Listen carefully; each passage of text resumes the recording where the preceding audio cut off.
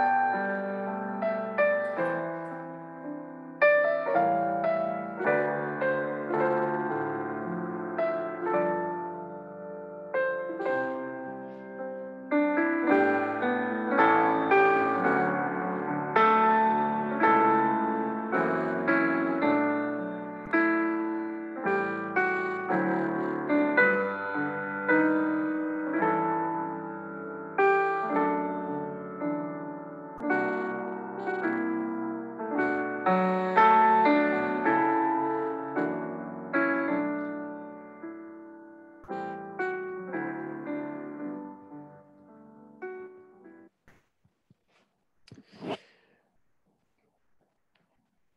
오늘은 사무엘상 25장의 말씀 다윗과 아비가일에 대한 이야기를 우리가 함께 나누도록 하겠습니다. 먼저 사무엘상의 구성을 몇 차례 말씀드린 적이 있습니다. 우리는 이 사무엘상의 결론 부분으로 점차 가고 있는데요. 바로 다윗이 사울에 본격적으로 몰락하기 시작하고 다윗이 도망다니면서 사람들에게 아주 분명하게 지지를 받는 장면들이 등장하게 되는 것이죠. 그래서 다윗이 도망가는 과정은 단순히 도망가는 과정 그 이상입니다. 왕으로서 장차 자신의 입지를 다져놓는 시간이기도 했고 자신들의 세력을 조금씩 모으는 시간이기도 했고 이스라엘, 특히 오늘 본문에도 분명하게 드러나는데요. 유다 사람들의 민심을 얻는 그 모든 과정으로 다윗은 도망의 여정 속에서 그 일들을 할 수 있게 됩니다. 하지만 그 모든 과정 속에서 역시 사울은 본격적인 몰락의 길로 걸어가게 되죠. 그래서 오늘 사무엘상 25장 1절부터 44절을 나누자면 여러분들 어떻게 이 문단을 나누실지 모르겠지만 저는 이렇게 나눴습니다. 1절부터 8절까지 다윗이 음식을 요구하죠. 나발에게. 근데 나발이 어리석게 행동하자 다윗이 분노합니다. 다윗이 분노했다고 그리고 자신의 남편인 나발이 이들에게 모욕을 줘서 쫓아냈다는 얘기를 듣고 아비가일이 급하게 서둘러서 음식을 준비하고 다윗을 만나러 갑니다. 그리고 나서 23장부터 31장까지가 바로 오늘 본문 말씀의 어떻게 보면은 핵심이라고 할 수 있겠는데요. 아비가일이 다윗을 만나서 호소하고 설득하는 그 모든 구절들은 한 구절 한 구절이 사실은 25장 전체의 주제라고 할 수 있겠습니다. 그리고 32절부터 35절까지 다윗은 그 이야기를 듣고 모든 복수와 나발을 죽이려고 했던 계획들을 다 멈추고 아비가일을 축복하게 되죠. 그리고 나서 다윗의 그 모든 이야기들을 아비가일을 통해 전해 들은 나발이 결국 여호와의 치심을 따라 죽임을 당하게 되고 그 나발이 죽었다는 소식을 듣자 아비가일에게 청혼을 이제 요구합니다. 다윗의 요구인데요. 잘못 나왔네요. 가만 보시면 이것들이 대꾸를 이루고 있음을 봅니다. 앞부분에는 음식을 요구하고 뒷부분에는 결혼을 요구하고요. 나발의 어리석음과 나발의 죽음이 대꾸를 이루고요. 이 모든 사건에 대한 아비가일의 반응 그리고 다윗의 반응이 대꾸를 이룹니다. 이렇게 주제가 이런 식으로 대꾸를 이루는 것의 핵심은 어디 있느냐? 항상 가운데 있는 이 본문, 이 단락에 하나님의 뜻이 이 25장에 담겨진 하나님의 뜻이 담겨 있다라고 우리가 문단 나누기를 통해서도 그렇게 하나님의 뜻을 확인할 수 있는 것이죠.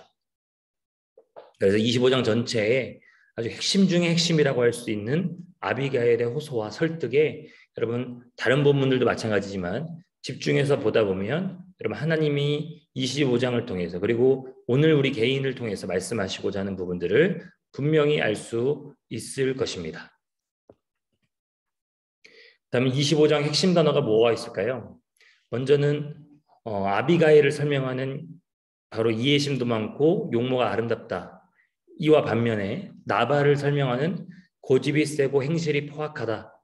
라는 이 단어들이 어떻게 보면 25장에서 등장하는 나발과 아비가일을 설명하는 단어라고 할 수 있겠죠. 특히 나발이라는 사람의 이름 자체가 바보, 멍청이 뭐 이런 뜻이었기 때문에 아마도 이 나발이 진짜 이름이었다기보다는 나중에 이 사건이 끝나고 그에게 붙여진 이름이 아니었을까 그렇게 생각이 됩니다. 어쨌든 그는 고집이 세고 행실이 포악하고 어리석고 옹졸한 사람이었음을 오늘 본문에서 확인할 수 있습니다.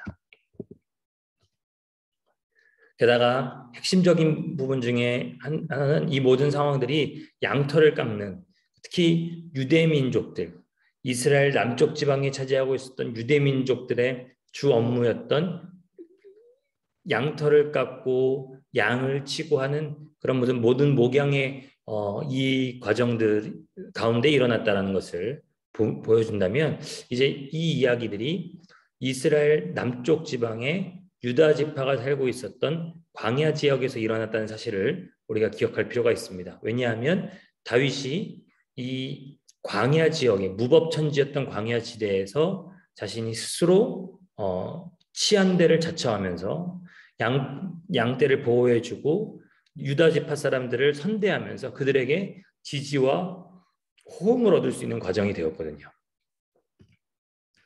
그리고 다윗은 나발에게 있어서 먼저 평안을 빌고 번창하기를 이야기하지만 역시 그것을 받아주지 못하는 나발의 모습, 그리고 나중에 아비가일이 오히려 다윗의 평안과 번창을 이야기하는 부분들을 봤을 때는 이 단어가 하나님께서 평안과 번창을 주실 때 어떤 사람들이 과연 받을 수 있을지에 대한 아주 분명한 이 예시가 될 수 있겠습니다. 그리고 바로 은혜입니다. 은혜를 다윗이 나발에게도 은혜를 있기를 원했고, 그러나 나발이 거절하자 다윗이 분노하고, 역시 아비가일이 이제는 다윗에게 은혜를 얻는, 역시 은혜를 은혜를 받을 만한 사람들이 어떤 사람들인지 본문에서 볼 수 있겠죠. 그리고 이 종이라고 하는 단어에서는 아비가일이 스스로를 종으로 낮춰서 다윗의 마음들을 풀어주는 부분들이 나오게 되고, 그 이후에 결혼하는 과정 속에서도 아비가일이 이 종이라고 스스로를 낮추는 아주 지혜롭고 현명한 모습을 보여주고 있습니다. 장군은 바로 다윗을 지칭하게 되는 거죠. 그리고 어떻게 보면 오늘 본문 말씀의 핵심이라고 할 수 있겠습니다. 이 아비가일의 호소와 설득 속에 담겨져 있는 단어인데, 원수 또는 원수 갚는 것에 대한 이야기들이 나오게 됩니다. 네, 만약에 여기서 핵심 단어 하나를 더 찾자면 주님의 전쟁, 여호와의 전쟁이라고 아비가일이 나온, 그리고 이스라엘의 영도자, 이런 단어들이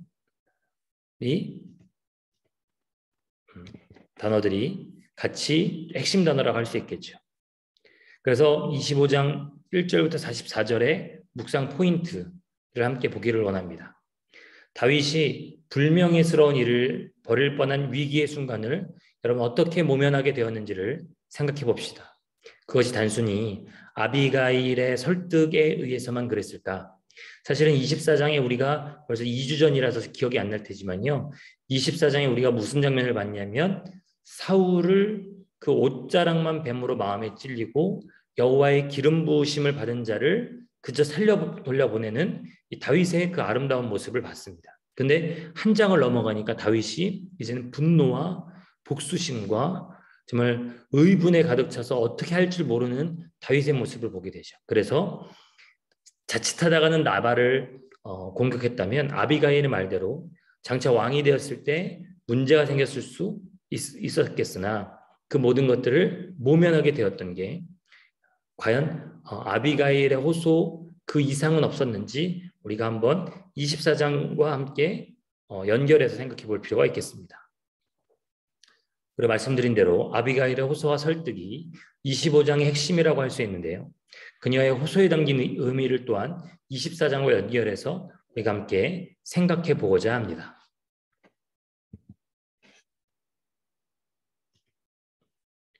그래서 우리가 보시면 3명의 등장인물이 나오죠.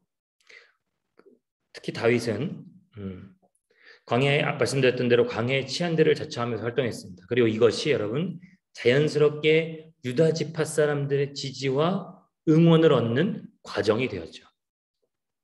그리고 그 과정 속에서 그렇게 치안대를 자처하면서 나발에게 정당한 대가를 정중히 요구합니다. 어떻게 보면 어떤 사람들은 다윗이 스스로 해놓고선 무언가를 요구한다라고 생각할 수도 있겠고, 또 과한 것을 요구한 것은 아니겠느냐라고 우리가 생각할 수도 있겠지만, 당시에 이스라엘 민족과 이 이스라엘 민족 안에 공유되던 어떤 감정은 심지어 나그네라고 할지라도 뭔가를 요구했을 때 그것들을 베풀어 주는 것이 율법의 말씀이었고 하나님의 뜻이었습니다. 그런데 심지어 그들에게 도움을 주고 그들을 지켜줬던 다윗의 군대가 이런 정도를 요구하는 것은 굉장히 정중하게 요구하는 것이다. 왜냐? 그 당시엔 법도 없고 치안도 엉망이고 그야말로 무법천지의 시대였기 때문에, 특히 그런 무법천지의 광야였기 때문에 다윗의 그 모든 행동들은 이 나발에게 요구하기도 합당하고 충분했죠. 하지만 거절될 뿐만 아니라 모욕까지 당하자 그는 분노하기 시작합니다. 뭐라고 모욕당합니까? 주인 없는 그런 주인에게서 떠난 아랫 것들이 그렇게 막 활개치고 돌아다닌다. 다윗이 그의 모든 분통함과 원통함에도 불구하고 그가 스스로 결백을 주장할 수 있었던 그 모든 이유를 나발이 모욕을 하게 된 거죠. 그래서 다윗이 굉장히 분노하게 됩니다. 나발은 아주 분명하죠. 자기의 이름에 뜻답게 어리석습니다. 그리고 이 모든 일들을 스스로 이뤄낸 것이라고 하는 착각과 아나무인, 교만이 나발의 마음 깊숙하게 자리 잡고 있습니다. 위기가 코앞에 닥쳐도 깨닫지 못한 아둔한 모습들 또한 나발에게 가지고 있습니다. 그가 조금만 영민한 사람이었고 지혜로운 사람이었다면 자신이 일부를 다윗에게 나눠줘 계속해서 다윗이 자신들을 지켜줄 뿐만 아니라 혹시라도 그 칼끝을 자신에게 돌려 공격당할 일들을 막았을 텐데, 오히려 나발은 이 모든 것들을 다윗이 아니라 자기 스스로의 힘으로 이뤘다고 생각하고, 다윗은 정말 쫓겨다니는 불량배 무리 그 이상도 그 이하도 아니라고 생각했기 때문에 이런 어리석은 판단, 어리석은 선택, 어리석은 결정을 내렸던 겁니다. 그러나 나발에게 제일 큰 복이 있었다면 그건 바로 아내를 잘 선택한 것이었겠죠. 그녀는 정확한 상황을 파악하고 있었습니다. 가정뿐만 아니라, 가정에서 자신의 남편이 어떤 선택을 했는지 뿐만 아니라 국내 정치적으로도 이제 다윗이 어떤 입지에 있고 어떤 자리에 있으며 그가 장차 하나님의 뜻에 따라 어디까지 올라갈 수 있게 될지에 대해서 아주 확실하게 파악하고 있었습니다. 그녀가 다윗이 이스라엘의 영도자가 될 수 있다라고 이야기했는데 그게 과연 진짜였을까 아니었을까? 저는 이런 생각을 좀 해봤거든요. 혹시 다윗의 분노를 누그러뜨리기 위한 그런 일시모면하는 생각이 아니었을까? 하지만 마지막에 다윗이 청혼했을 때 그녀가 아무 소리 없이 오히려 감사하고 기뻐하며 다윗의 아내가 된 것을 봤을 때, 다윗이 장차 이스라엘의 왕이 될 것이라고 하는 아주 분명한 하나님의 뜻, 그리고 국내 정치 상황들을 아비가일은 꿰뚫어 보고 있었던 것이죠. 그리고 여인의 몸에도 불구하고 당시에 여인의 운신의 폭이 좁고 활동할 수 있는 범위가 작았음에도 불구하고 그녀는 굉장히 신속하게 행동하고 실천하는 아주 영민한 모습들, 뛰어난 모습들을 보게 됩니다. 그리고 그 다윗을 설득하는 모든 과정 속에서 다윗이 어떻게 이제까지 살아왔고 그 모든 과정들을 하나님께서 어떻게 생각하고 계시는지, 그가 하나님이 명령하신 전쟁 아니고선 하지 않았음을, 그리고 그가 24장에서 사울을 살려주어서 원수 갚는 것을 하나님께 맡겨두었음을, 그것을 분명하게 다윗에게 설득하고 그 과정 속에서 하나님의 뜻이 과연 이러할 것이다라고 이 아비가일은 다윗에게 오히려 위로하고 격려의, 단순히 자기의 목숨을 살아남기 위한 것이 아니라 위로와 격려의 말을 전하게 되죠. 그래서 다윗은 잠시 분노에 눈이 멀어서 24장 사울의 옷자락만 베는, 자신의 적군의 적수이자 이 자신의 대적의 옷자락만 베는 그런 하나님의 영광 받을 만한, 하나님께서 영광 받으시고 그 영광을 얻을 만한 일들을 순간 잃어버리게 되지만, 여인일지라도 그 지혜로운 의견을 청취함으로써 다시 그 영광을 되찾게 됩니다. 나발 같은 경우는 술 취해서 하루 종일 그러고 있다가 자초지종을 아내에게 듣고 그제서야 상황이 파악합니다. 그래서 여호와의 치심, 주님의 치심을 따라 그는 열흘 만에 죽게 되죠. 이것은 여러분 단순히 나발의 죽음이 아니라 24장과 26장의 사울을 살려주는 다윗의 이야기와 더불어서 25장의 나발의 이야기 속에서 나발이 죽게 되는 그 과정을 보면서 사람들은 그 당시 사람들이 이렇게 생각했을 겁니다. 나발의 죽음은 사울의 장차 몰락을 예표한 죽음이었구나.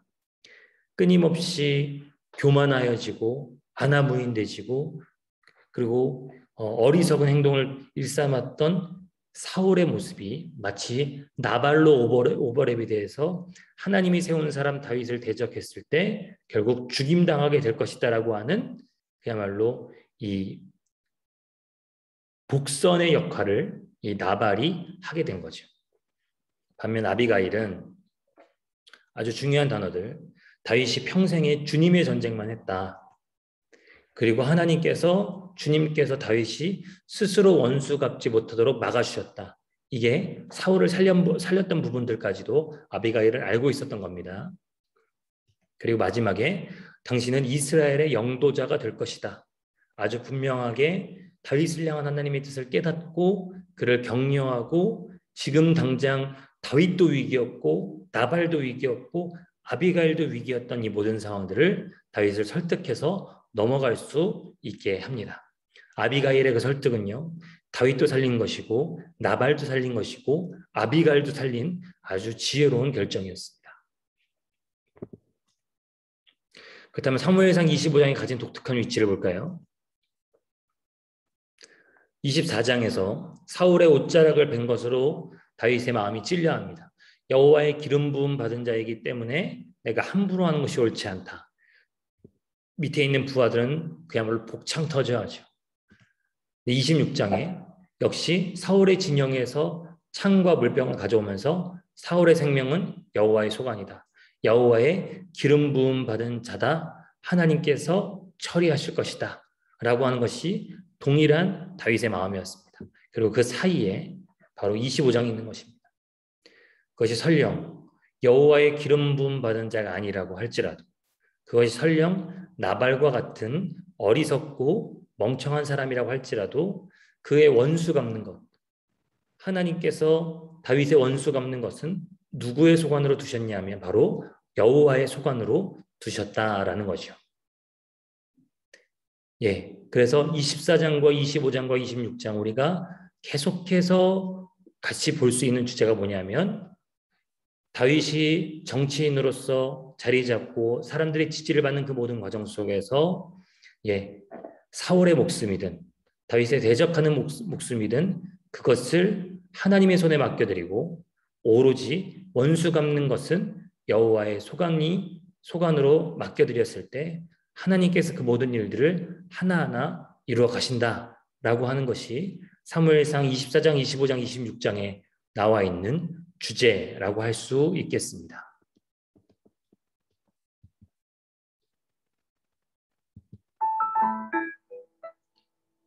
그렇습니다, 여러분. 우리는 무언가 우리가 억울한 일을 당하고 원통한 일을 당하게 되면 우리는 우리 스스로 이 모든 일들을 되갚아주려고 참 무진장 노력하는 모습들을 보게 됩니다. 그것은 저 또한 마찬가지인데요.